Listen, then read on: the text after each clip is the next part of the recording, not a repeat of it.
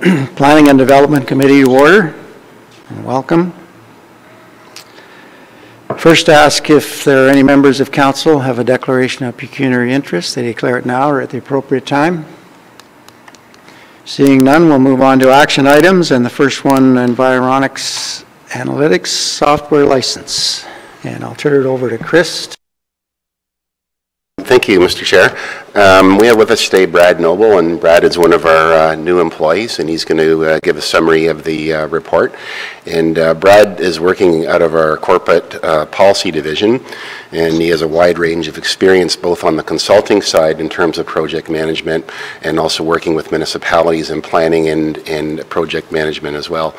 And so Brad, I'll ask you to come up to the microphone, and you can give the report. And maybe just tell us a little bit about yourself and your passion for Bruce County. I like to surprise Brad. I didn't tell him I was going to ask him to do this. So.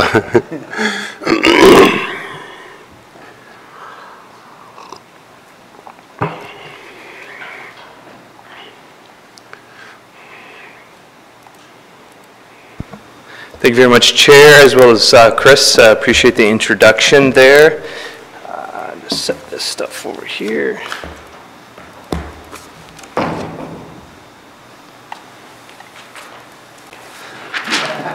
This is my introduction.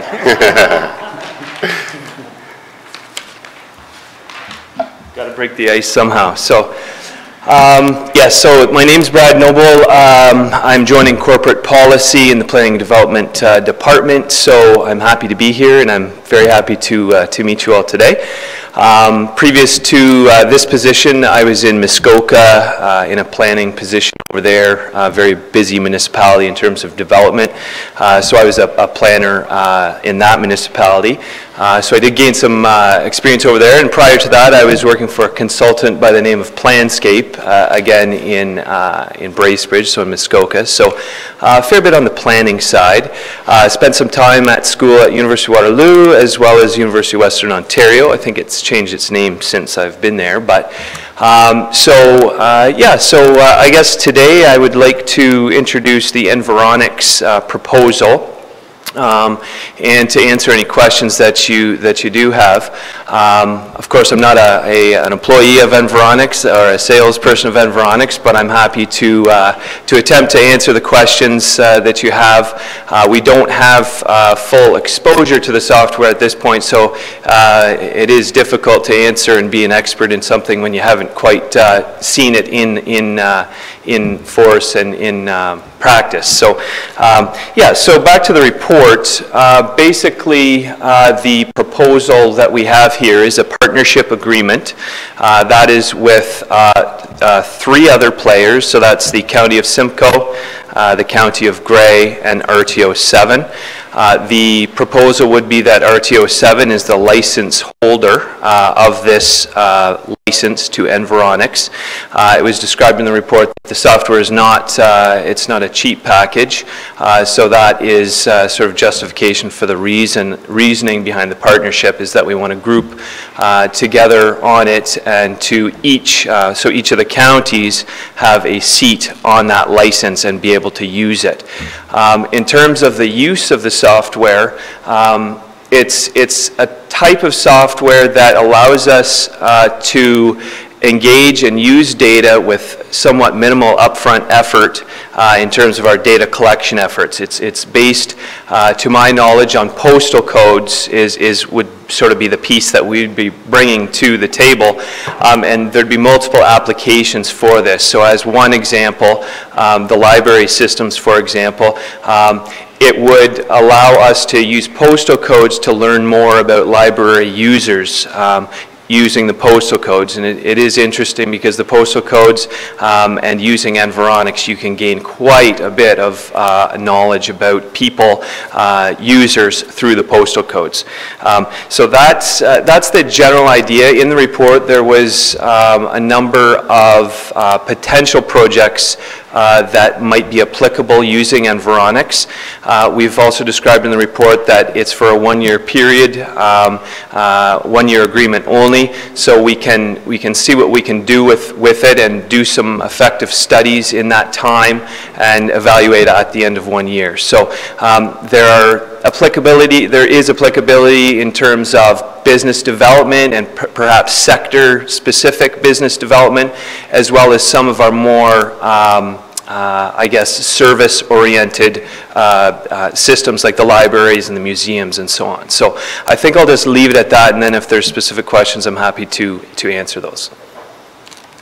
Thank you very much, Brad, and welcome to the County of Bruce. We all look forward to working with you. Are there any questions from council? Yes, Anne.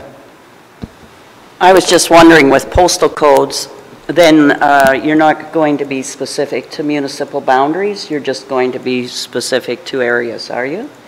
Like, for example, in Kincardine, when I first campaigned in Kincardine, my literature went into Huron-Kinloss because I told the lady I only wanted it in the municipality of Kincardine routes, and she just sent it to all the Kincardine routes, which are one Kincardine R8, and even some in R4. Go into Huron-Kinloss. So I was just curious as to, so it's the Kincardine area, you're not going to be specific to a certain municipality then? Like, just to differentiate between Huron-Kinloss and Kincardine as far as postal codes, or you're just going to say, you know, the general area, because that's, just wondered. Thank you, Councillor, and through you, Chair. The use of the postal codes would be project-specific. So in the case of, for example, a library study where we're looking at the membership, the library membership, if we have the full list of postal codes and they extend outside the boundary, you know, of the list of postal codes that the library has, that would be of interest. And, you know, why are those individuals using the library in a different municipality? So I think that, no, it's not specific to, it's not a hardline boundary, but you can limit it to a certain boundary if you wish. So there are mapping capabilities within the program that if you wanted to sort of limit your list of postal codes to one municipality, you could do that. But I guess to answer your question, it's really dependent on the project that you're doing. It's project specific. So Environics is the software, but in practice, what we would need to do is set up the project and define those parameters in the beginning. Maybe it's specific to the libraries, and we would lay all that stuff out in the beginning in terms of how we're going to deal with that regional municipal boundary. It's just a small point. I mean, there's people that can walk from Huron-Kinloss 15 minutes and they're downtown Kincardine. So they're going to be using the library. They're not going to travel over to Ripley to the library, but it's just, I just wanted you to be aware of I was just curious as to how it was set up. And part of it stems back is when there's studies affecting grants and everything, and they just use postal codes. Sometimes they don't give you all the information you want. Okay, it's just a minor thing. Okay, thank you, Anne. Are there any other questions? If not, I have a motion, a recommendation, and it's before you that Section 7.2 of the Bruce County Purchasing Policy requirement for quotation be suspended for a partnership license with RTO 7, and that the Director of Planning be authorized to sign the necessary agreement with Regional Tourism Organization 7 to execute the partnership. Any further discussion? All those in favor? Oh, sorry. Could I have a mover and a seconder? Mike and Ann? All those in favor? Opposed? Carried. Thank you. That's two for two. That's two for two. Thank you, Brad. Thank you, Chair. The next item is regarding a transfer of reserve vehicle purchase. Thank you, Mr. Chair. Over the number of years with the forestry program, we've been blessed by other departments providing us with surplus vehicles. And so we've had in our fleet right now an ambulance turned over from EMS. Additionally, the old IT van, a one-ton truck, surplus a number of years ago from highways and so on. And although we've taken great pride in maintaining this fleet over the years, it's getting to the point where our repair costs are not really reasonable or in line. And so the proposal in the 2015 budget, we did dedicate $40,000 towards the purchase of a vehicle. And the reason this report is coming forward is that much of the money that we counted on for the vehicle is from old reserve accounts that we've had going back a number of years. So the vehicle would be similar to highways, a bit slightly heavier dutier. It would be a three-quarter ton four-wheel drive with an extended cab. And basically, the vehicle is used for getting between properties to haul equipment, so as a flatbed trailer, a crew cab large enough. We often bring on youth services crew. A job creation program, and our clientele typically doesn't have transportation, so used for programming and also regular trail construction and maintenance. The report outlines some of the existing costs to maintain those vehicles, and under this proposal, I think we would keep that old one-ton truck with the dump box, which for whatever reason continues to run like a charm, and surplus for a second time the ambulance and the old IT van. So from last year, the prices for vehicles similar to highways were roughly around 32. Prior to taxes, in the budget, we budgeted for a total of $40,000 and $39,990. You can see in the table with some of those reserve accounts we would clean out to pay for the purchase of the vehicle.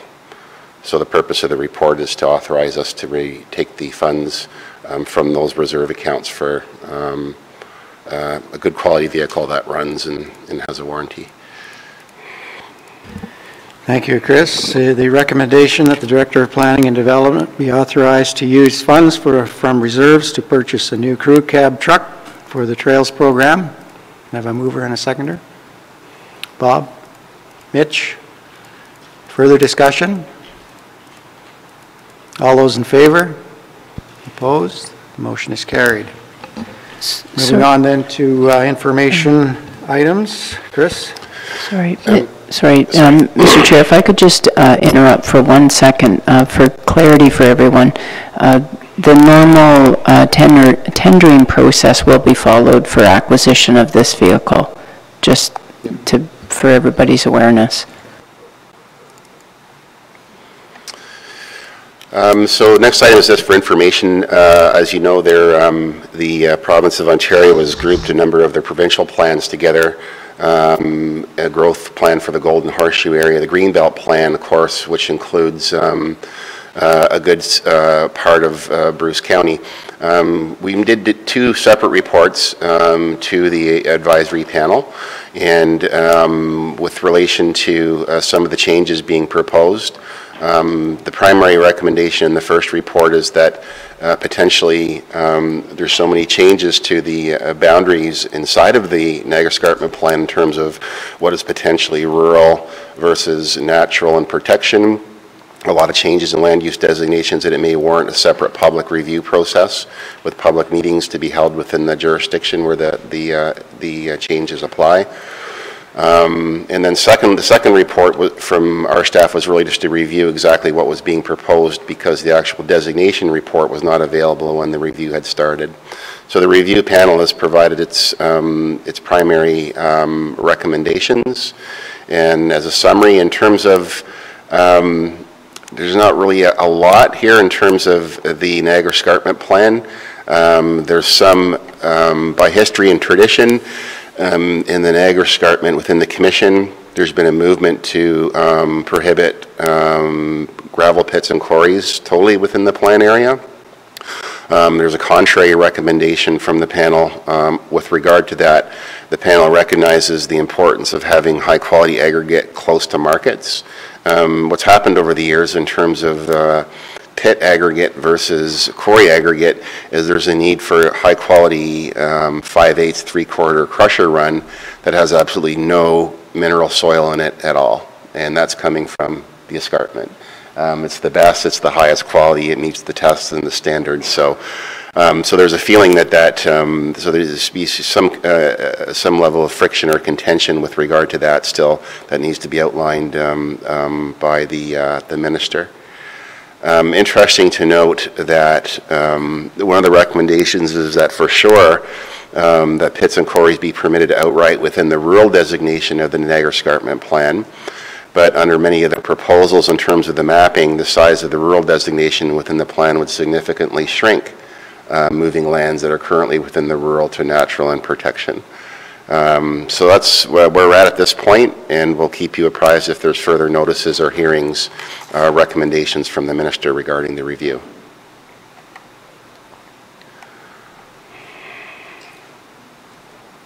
Okay, thank you. Moving on then to the next information item, which is a forestry summary report. Yes, your question? Thank you. With regards to the letter that we sent to Chris, did we get a response from them? I don't recall. I don't either. I can find out. I don't recall. Yeah. I'll investigate and report back. Okay. Yeah. Good. Thank you. All right. If there aren't any further questions, we'll move on then to information item C. Thank you. This is just an update from our forestry program. As you know, Kevin Predden has been up and running for quite a number of months now. He's taken over from Ken Goldsmith. And my understanding, doing a very good job in terms of management of our own county lands, and well received by the commercial logging operations as well, and getting along fairly well in that regard. So as you know, one of the main components of the program is we like to generate some revenues off of our county forests. And in 2015, we extensively relied upon cedar, eastern white cedar. There's still a very good market for that, and so we generally aim to have approximately $85,000 a year in revenue consistently across the board over the time frame of the 20-year plan. And this year we brought in $125,000 for eastern white cedar. Currently, we're also working with our consultant who does the marking to look for places to mark and tender for 2016. We also did a small cleanup in the Kinloss tract. As you recall, we had a very wicked, short-lasted windstorm back this summer in the Kinloss tract. There's many trees that were simply just broken in half and bent over. So we're actually able to get somebody to go in there and salvage it, the timber, mostly for firewood, and receive $2,500 for that, and so we were quite happy with that operation as well. Emerald Ash Borer, not a lot to report other than we're just working with other providers in the community in terms of parks, woodlot associations and so on to create awareness with the public. When we first got into this, we were spending a lot of time trying to eradicate it, but I think once they quarantined Bruce County, basically there was no prohibitions in terms of bringing wood into the area because we were quarantined with the rest of the county. So at that point, really just working with community groups and municipalities in terms of how they manage the issue from here on in. The main mechanism being to, if you have any large heritage type elms within park areas, you should be identifying those and contacting the Conservation Authority, who's running a inoculation program. And in terms of any of your commercial woodlots, essentially marking any of the larger diameter elm, ash. There is still a fairly healthy commercial market for ash saw logs, and so many people are pursuing that as well. In terms of community outreach, our staff, in terms of the forestry tech, works in conjunction as an advisor for a number of community groups, being the Bruce Grey Woodlot Association, Stewardship Grey Bruce, and also doing some work with the Forestry Connectivity Task Force on the peninsula, which should be wrapping up at the end of, or should be wrapped up at the end of 2015. And also the Envirothon, great event, great community impact, and Kevin has been asked to help out with that as well. As the committee is aware, our bylaw is one that provides a number of different options. When the bylaw was done back in the late 90s, early 2000s, we went from a focus on simple diameter limit cutting, feeling that it was high grading many of our bushes, and also provided an option for good forestry practice. And this is where you can submit a plan that looks at maintaining trees in your woodlot of different species and different sizes. And so in the past year, we issued one exemption. We've issued 34 permits under good forestry practice, circumference harvest limits, 96 permits, and 10 permits for eastern white cedar. Interesting to note that typically many of our permits were focused on the peninsula. In the last year or so, there's been a lot of permits in the southern part of the county as well. We pursued a conviction under the bylaw and an infraction, and this involved a clear cutting of core woodlot area. It was taken to court. As a result of that, we achieved a fine in the order of $10,000. There were secondary fines. There was both the corporation and the owner of the land, and through a settlement, it was determined that we would proceed on the first charges and withdraw the second charges. That has been began in 2015 and was completed just in December. So that issue's been wrapped up. Okay, thank you, Chris. Questions? Thank you. Yep. No? Chris, on the good forestry practices and the circumference harvest, are in all cases, is it marked before harvest? Yes, Okay. it is. There's a bit of an issue with marking eastern white cedar. Yes. In terms of, because it doesn't go by diameter, it's more so in terms of the size of the patch. Yes. So that's a bit more difficult. So the eastern white cedar ones are monitored more on a regular basis. Yes. And so there's a map provided by the plan provider that shows the extent of the patches, size of the patches, but they're difficult to mark. But outside of that, there is the requirement for marking, and that it's one of the reasons it's a good bylaw from that perspective. If people mark their woods and we go talk to them and they say, yeah, we want to maintain this for habitat and take out a few trees, then we'll say you have virtually everything marked. So it allows us to have some education with those landowners. And then secondly, it provides them with a proper tally sheet as well. If they're having a private consultant doing the cutting, it gives them a really good accurate tally sheet. So it's provided some good benefits to the landowners. Yeah. And we've also changed the process. And the most important thing, I think, is that the landowner actually signs the permit when we upgraded that bylaw as opposed to the contractor. Mm-hmm. So, is he able to mark? Does he have that? So Kevin is his job description is tech, but he's also a registered professional forester, so he can mark and he can provide silviculture prescriptions as well. But normally that's not his job, though, is it? Or no, for our marking on our own county property, we have a contract with Lands and Forests, just because they're very fast and very efficient, and have a proper cruising crew, so we have them under contract. But certainly in terms of inspecting the marking and talking to the landowner and seeing that it meets the objectives of the landowner, he could mark on our own property if we decided. Yep. Okay, thank you. Yes, Mike, any question? Does Kevin have is he licensed to not use that herbicide that they use on emerald ash borers? Yes, when we got Kevin, He didn't have any of his provincial spray licenses, and now he does. But the Emerald Ash Borer, we looked at the county buying equipment at one point a couple of years ago, and then it was found that Grey Sawville Conservation Authority and Saugeen Conservation Authority went together and formed a group. I don't know the name of it. I think it may be called Forestry Grey Bruce Services. And so they've been dealing with landowners and municipalities in terms of the inoculation. So it's not really a spray, it has to be done, it has to be treated a couple times. It goes into the soil, and then they do that first, and then they'll come back. So it takes a period of a couple of years, and it's very expensive. So he hasn't been inoculating any trees. No. I think he would be. He has his license, so I think he'd be qualified. Yeah. Yeah.